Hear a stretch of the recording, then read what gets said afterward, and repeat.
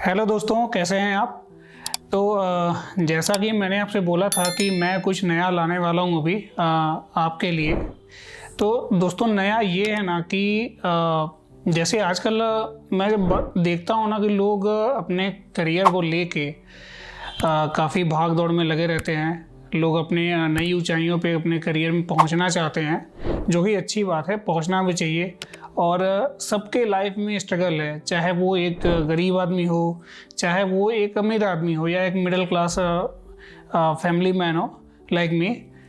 सबके अंदर एक स्ट्रेस भरा हुआ है अपने करियर को, अपने रोजी रोटी को लेके। सभी लोग मतलब लाइफ से जूझने में लगे हुए हैं एक तरह से। लेकिन क्या होता है ना कि एक शांति नहीं है कहीं भी। जैसे आप कितना भी ऊंचाई भी पहुंच जाएं, आप जो पाना चाहते थे वो भले से आप पा लें, लेकिन अगर उस ऊंचाई पे पहुंचने के बाद भी अगर आपकी लाइफ में शांति नहीं है और आपका दिमाग अगर स्टेबल नहीं है, वहाँ पे जाके आपको सुकून नहीं मिल रहा है ना, तो वो ऊंचाई भी आपको मतलब अच्छी नहीं लगेगी। वहाँ पे पहुँच के भी आपको लगेगा कि हाँ, मैंने पा तो बहुत कुछ लिया है, लेकिन अभी भी कुछ खाली सा लग रहा है मुझे। अभी भी शायद कुछ और पाने की ज़रूरत है हमें। और इसके लिए फिर क्या होता है कि आप उस सुकून को खोजने में इधर उधर लग जाते हैं, लेकिन वो सुकून आपको मिलता नहीं है।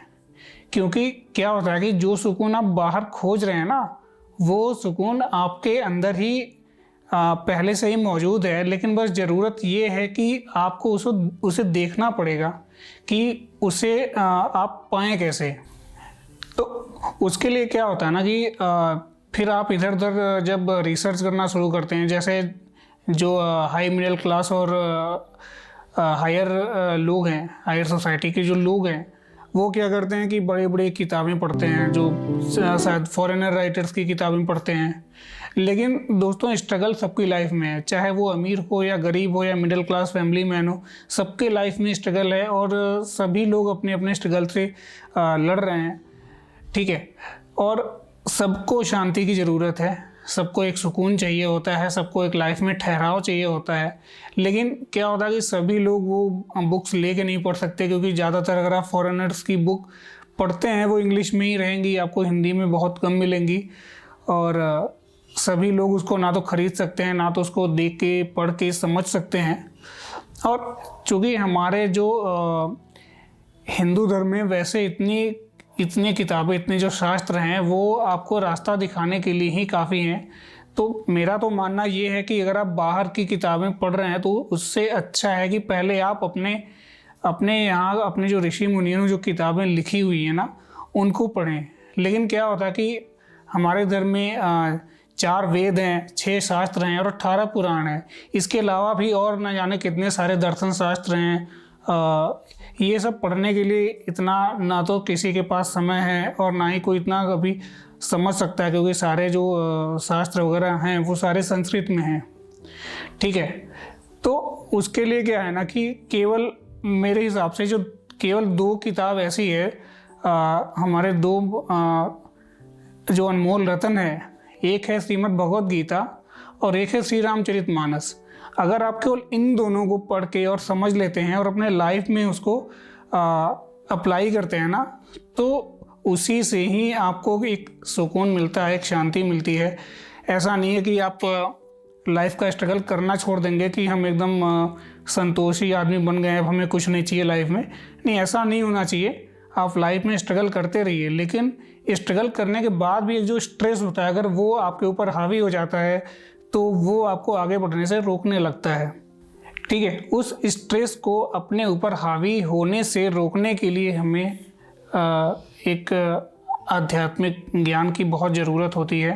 क्योंकि अगर आपके पास एक आध्यात्मिक नॉलेज है, कि स्पिरिचुअल नॉलेज है, ठीक है, तो वो आपके अंदर ही एक मोटिवेशन पैदा करता है। आपको और कहीं मोटिवेशन खोजने की ज़रूरत नहीं रहती, और वो आपके अंदर ही एक सुकून, एक शांति भी देता है। और साथ के साथ वो आपको एक मेंटली स्ट्रांग बनाता है कि आप बाहर की जो समस्याएं हैं उनसे आप लड़ सकें। आपके लाइफ में जो भी संघर्ष आप चल रहे हैं, जिसको आप झेल रहे हैं, उससे आप लड़ सकें।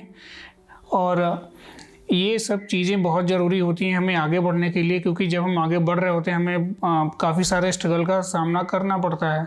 और अगर ऐसे में हमारा माइंड अगर वीक होने लगेगा, कमज़ोर होने लगेगा, तो हम आगे बढ़ नहीं पाएंगे, हमारा पैर वहीं पे रुक जाएगा।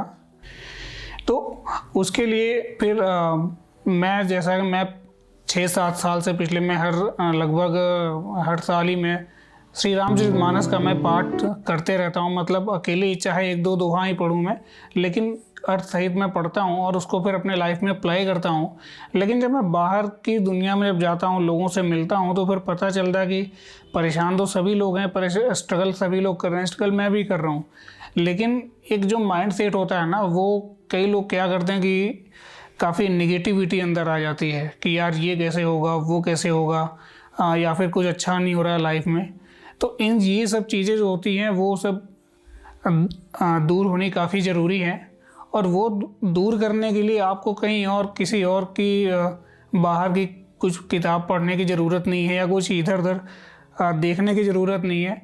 सबसे जो बेस्ट तरीका वही यही है कि आप अपने अंदर एक स्पिरिचुअल नॉलेज को पैदा करें। एक जो आध्यात्मिक तेज होता है वो जब धीरे धीरे आपके अंदर आने लगेगा, तो आप वैसे ही सेल्फ मोटिवेटेड होते जाएंगे। तो उसके लिए मैं एक नया कुछ स्टार्ट कर रहा हूँ जिसका नाम है live life with Shri Ramcharitmanas.